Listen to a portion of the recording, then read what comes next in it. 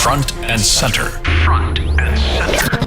A focus on important and significant developments affecting the lives of Filipinos, not only in the Philippines, but also those living and working around the world.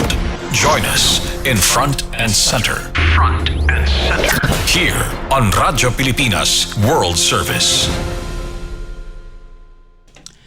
Good day, welcome to Front and Center, where we focus on developments in the Philippines, legislation that provides policies and directions that strives to promote a better economy for the country, issues that concern the welfare and well-being of every Filipino. All of these and more will be Front and Center. You can watch this program live on our Facebook page, that's Radyo Pilipinas World Service. You can also hear us live on our audio streaming at Evox PBS Receiver app. So join us for another edition of Front and Center with your host, Jerome Toledo. Front and Center. Front and Center. Here on Radyo Pilipinas World Service. This week, China has imposed a sanction against former Senator Francis Tolentino.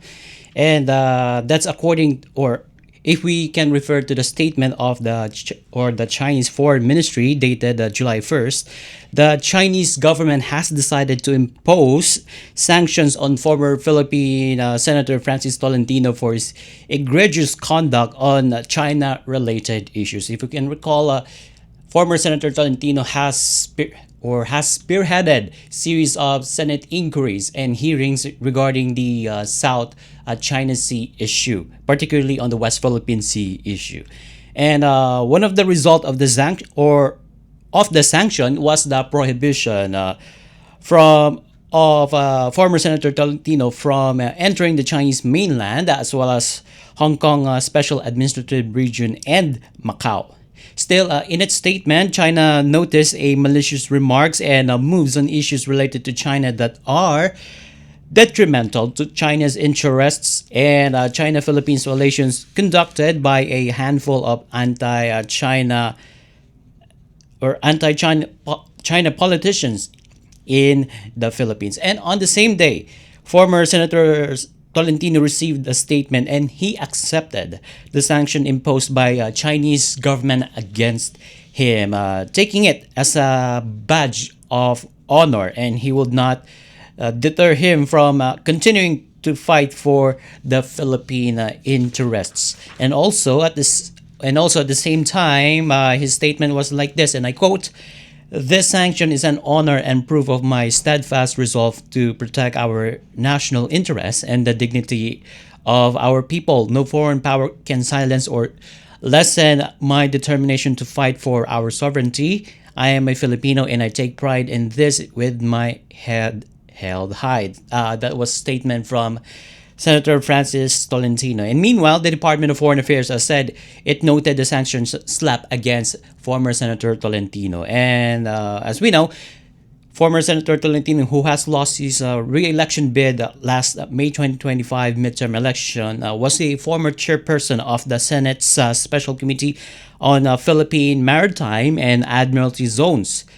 And also as chair of that panel, he led the passage of the Philippine Maritime Zones Act and as well as the Archipelagic Sea Lanes Act, which organized the Philippines' 2016 Arbitral Award, which upheld the Philippine sovereign rights in the West Philippine Sea. And also yesterday, Malacanang has released a statement said that the Filipinos will not be intimidated from speaking out in defense of the country's sovereign rights, following reports that China has imposed sanctions on former Senator Francis Tolentino over his remarks on the West Philippine Sea, or WPS.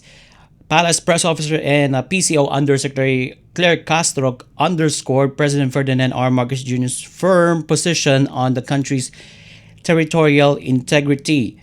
President Marcos, if you can recall, said in 2024 during his attendance at the IISS Shangri-La Dialogue in Singapore, he said that the Philippines will not give up an inch of our territory. So And also, the Chinese Foreign Ministry, as said earlier, on Tuesday announced sanction against Tolentino, whose 6-year term as senator officially ended Monday, June 30th, for his egregious conduct on matters such as the disputed WPS. And the sanction prohibit Tolentino from entering the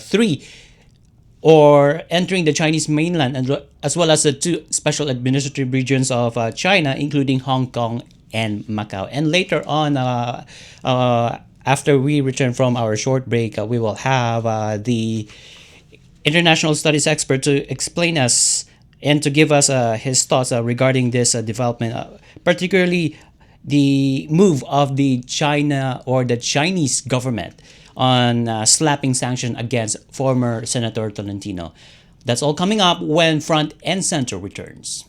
Mas pinadali na ang government transactions sa tulong ng eGov.ph Super App. Pwedeng-pwede mo nang magawa ang lahat ng ito. I-download ang eGov app sa iyong smartphone o tablet mula sa App Store o Google Play Store. Pagkatapos, ilagay ang iyong mobile number at i-authenticate gamit ang one-time PIN o OTP para marehistro ang iyong account. Saka ilagay ang iyong mga pangunahing impormasyon at kumpletuhin ang facial recognition technology para sa verifikasyon ng iyong pagkakakilanlan. Para sa mas mabilis at mas maayos na serbisyong panggobyerno, gamitin na ang eGov.ph Super App. This is a public service announcement. Maging handa sa oras ng sakuna. Para sa iyo at sa iyong pamilya, laging siguruhin, Go Bag ay nakahanda at naglalaman ng mga sumusunod. Ilang pirasong damit, ready-to-eat na pagkain at inuming aabot ng 3 araw. Personal na gamit para sa inyong hygiene. First aid kit kabilang ang alcohol, bandages, gamot sa lagnat, ubo at sipon, pati na rin ang inyong vitamins at maintenance medicines. Maglagay ng pito, flashlight, lighter o posporo. Huwag kalimutan ang mga charger o power bank. At higit sa lahat, isama ang mga importanteng gamit gaya ng inyong mga legal na dokumento, IDs, ATM o passbook, insurance at iba pa. This is a public service announcement. From PBS, Presidential Broadcast Service, and Radyo Pilipinas. Front and Center. Front and Center. Here on Radyo Pilipinas World Service. Welcome back to Front and Center here on Radyo Pilipinas World Service with me, Jerome Toledo. And earlier we discussed about the sanction that has the sanctioned slap against former Senator Francis Tolentino, particularly the ban on entering, a ban from entering Chinese mainland, as well as two special administrative regions that's in Hong Kong and in Macau. And to discuss more about this issue, we have now on the line the international studies expert, Dr. Romel Banlawi. Good morning, Dr. Banlawi, and thank you for joining us in the program. Yeah, good morning, Jerome, and good morning to all your followers. Okay, so China has imposed a sanction against former Senator Francis Tolentino. So, as international studies expert, Dr. Balawi, how do you interpret that measure? Was that measure necessary? Well, China is apparently asserting its sovereignty to ban any personality demonizing China, because that's the interpretation from the Chinese government. The former Senator Francis Tolentino was using his position to push back against China to the extent of demonizing the Chinese government. And China finds that unacceptable to the government, especially to the Communist Party of China. And as you recall, Senator Francis Tolentino chaired a lot of Senate hearings linking China from spying activities and from illegal activities such as illegal online gaming. And for China, that damaged China's image and China's reputation. And therefore, making this kind of sanction deliver a strong message to other politicians in the Philippines that if you continue to do that, that they will also do the same sanction Mhm. to other politicians. Yeah. Okay, but as we know, former Senator Tolentino conducted those inquiries and hearings at the Senate just to, you know, it, uh, that's in aid of legislation, as we call it. So, was the Chinese government's move necessary? Well, it was in aid of legislation, Mhm. but the consequences led to the damaging not only of Philippines-China relations, but also the damaging of China's image in the international community, and China found that unacceptable. Okay. But at the same time, China's sanctioning of Senator Francis Tolentino also gave Senator Francis Tolentino a new rallying issue to intensify its nationalist cause. So it gave Senator Francis Tolentino a platform to further his nationalist position even beyond his Senate position. That's why Senator Francis Tolentino said that it was a badge of honor. Yeah. So it worked both ways. Yeah. It delivered a message to other politicians that if you continue bashing China, then you will suffer this kind of fate. But at the same time, it also created opportunities for these politicians to level up their nationalist agenda. Okay. Okay. Yesterday, Dr. Balawi, a reporter from Malacanang, asked PCO Undersecretary Attorney Claire Castro, and he asked if the measure will send a chilling message to a handful of anti-China politicians, as government says, as well as to our politicians. So I will ask that same question to you. So does that measure send a chilling message to a handful of anti-China politicians, as well as our politicians who are expressing their sentiments against or towards China? Yeah. Well, based on my understanding of China's reactions to neighbors, China welcomes criticism. Okay, welcomes criticism from all nations, but China does not accept criticism that is being considered by China as below the belt criticism, because the Philippines is the only country in Southeast Asia where China receives the harshest criticism from elected politicians. Okay. Other politicians in Southeast Asia, okay, are cautious in criticizing China and more prudent. But in the case of Filipino politicians, they are no longer prudent. They are harsh from the point of view of China and very brutal. And that is why China wants to end such kind of brutal attack against China. So because we're the only country in Southeast Asia with politicians articulating a brutal attack against China. But of course, Dr. Balawi, our politicians, particularly former Senator Tolentino, just defending what is our claim in that disputed sea. By the way, so let me play a clip of. That's your opinion, or that's your question? It's a question, in a form of question, Dr. Balawi. I have disagreements with that kind of question. The way you ask question, I have a problem with that.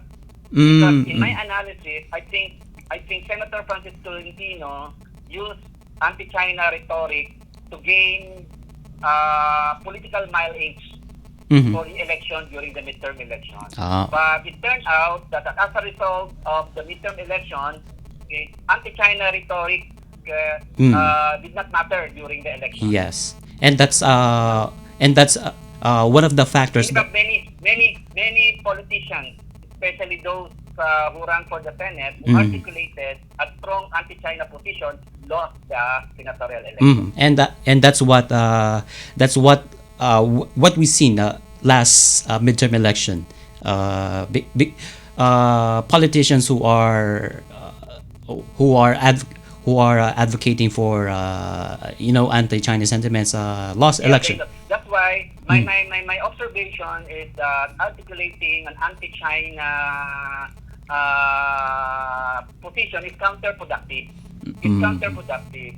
So we might have some problems with China, but I think the best way to handle our problems with China is through the ASEAN way of conflict avoidance and peaceful settlement of disputes, and most importantly, the norm of ASEAN for quiet diplomacy.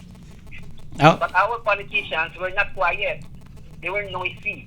And that noise got the ire of the Chinese government. Okay, so that's why they make such kind of sanctions. Oh. Okay. All right, so we will have a more discussion in a bit. But first, Dr. Banlawi, let me play a clip of... By the way, I need to stress, Jerome, that China's action is not unique to China. The United States also does it. UK also does it to other personalities. It's not unique to China. It's not unique to China. In fact, the United States, during the past few years, have denied entry of some personalities opposed to American foreign policy. So it's not unique to China. It's not unique. It's a sovereign prerogative of all nations to deny entry of all politicians or all personalities that they think can damage the image of their country. Okay. All right. Let me play a clip of a Palace Press Officer, PCO Undersecretary Claire Castro. Here's what she said when asked if the move of the Chinese government will send a chilling message to the Filipinos that China can do this. Well, because China can really do it. China can do it. So even other countries can do it also. Can do it. It's like we also do it in the Philippines, like declaring somebody persona non grata if they feel offended. They can do that. Okay. We'll just play. It's a common practice. It's a common practice of sovereign states. Okay. So we'll just play a clip, Dr. Banlawi. Take a listen. Kung ano man po ang naging dahilan ng China sa pagban kay Senator Tolentino, kanila po itong desisyon. Pero ang bawat Pilipino, ang tunay na Pilipino at ang mga Pilipino na pro-Philippines, hindi nila ito mapapatahimik at hindi nila ito mapagbabawalan na ipagtanggol kung ano man ang karapatan natin sa ating bansa at sa ating mga maritime rights. Ang sabi nga ng Pangulo, we will not yield even an inch of our territory to a foreign power. And you just heard Palace Press Officer and PCO Undersecretary Claire Castro. I think we have lost communication with Dr. Banlawi. So we'll try to reestablish our line with him, but Front and Center returns after these messages. Mahigpit na binantayan ni Pangulong Ferdinand R. Marcos Jr. ang pagsusunog sa 1.3 billion kilos na nakumpiskang illegal drugs sa Clean Leaf International Corporation, Capas, Tarlac. Kailangan tiyakin natin na yung mga nahuhuling drugs ay talagang sinisira at wala nang pag-asa na bumalik pa, na maibenta pa. The chamber's temperature will be raised to 700 degrees Celsius, which is not enough to destroy all of the active elements within the drug. Ikinatuwa ng Pangulo ang pagkakataong masaksihan ng lahat ang prosesong isinasagawa ng PDEA para matiyak na hindi na magagamit ang mga nasabing droga. I'm glad that the press is here para makita ninyo kung ano ba talaga ang sistema. I'm also happy that I was able to get the opportunity na makapunta rito para makita ko rin ang buong sistema from the capture all the way until its destruction. Para sa iba pang mga balita at impormasyon, manatiling nakatuto. Tapat sa pag-uulat. Radyo Pilipinas, Radyo Publiko, 738. Paano nga ba mag-register para magkaroon ng schedule sa Bagong Pilipinas Presidential Action Center? Narito ang mga dapat gawin. Gamit ang iyong mobile device, pumunta sa eGov.ph app. Pwede itong i-download mula sa Apple App Store o sa Google Play Store. Gumawa ng account. Ilagay ang email address, valid mobile number, pagkatapos ay makakatanggap ka ng one-time code sa iyong email. Gamitin ang code sa eGov app para sa verification ng iyong account at ng mga impormasyong ibinigay. Congratulations! Meron ka ng eGov PH app account. Pwede mo na ma-access ang iba't ibang serbisyo ng gobyerno kabilang ang mga serbisyo sa Bagong Pilipinas Presidential Action Center.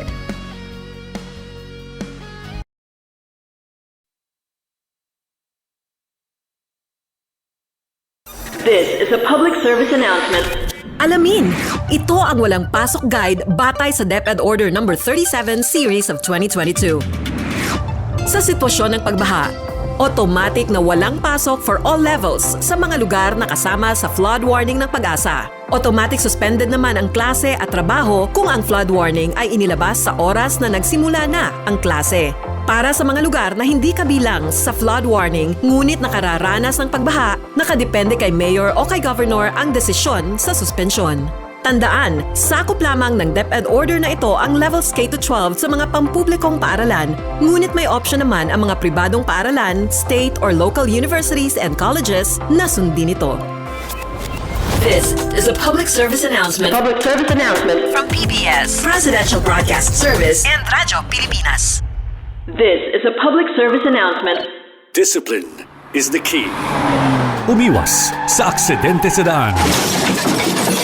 Ang pagmamaneho ay may kaakibat na responsibilidad, hindi basta mapaandar lang ang sasakyan. Kilatisin ang sarili, ang kahandaan sa manibela, siguruhing inyong konsentrasyon ay hindi magagambala. Importante rin na ating laging isipin, init ng ulo ay huwag pairalin, bagkus kaligtasan ng lahat ang siyang dapat unahin. Isang mahalagang paalala mula sa Presidential Broadcast Service at Radyo Pilipinas, Radyo Publiko, 738. This is a public service announcement. Public service announcement From PBS, Presidential Broadcast Service, at Radyo Pilipinas, Radyo Publiko, 738. Front and center. Front and center. Here on Radyo Pilipinas World Service. Welcome back to Front and Center here on Radyo Pilipinas World Service with me, Jerome Toledo. And unfortunately, we have lost a connection to Dr. Romel Banlaudi, International Studies expert, as we talk about the China's imposition of a sanction against former Senator Francis Tolentino. But anyway, again, we will have to discuss this further because, as we know, though China has slapped a sanction, particularly banning from entering mainland China, Hong Kong, and Macau as well. But nevertheless, former Senator Tolentino is unfazed of what China has slapped to him, particularly the travel ban, as we call it, travel ban from or ban from entering those countries and territories of China. And as Malacanang said, that Filipinos will not be intimidated from speaking out in defense of the country's sovereign rights following reports that China has imposed sanctions against former Senator Francis Tolentino. And Senator Tolentino considered that as a badge of honor because he just, implemented or defended the country and the Filipinos' interests, particularly on that West Philippine Sea.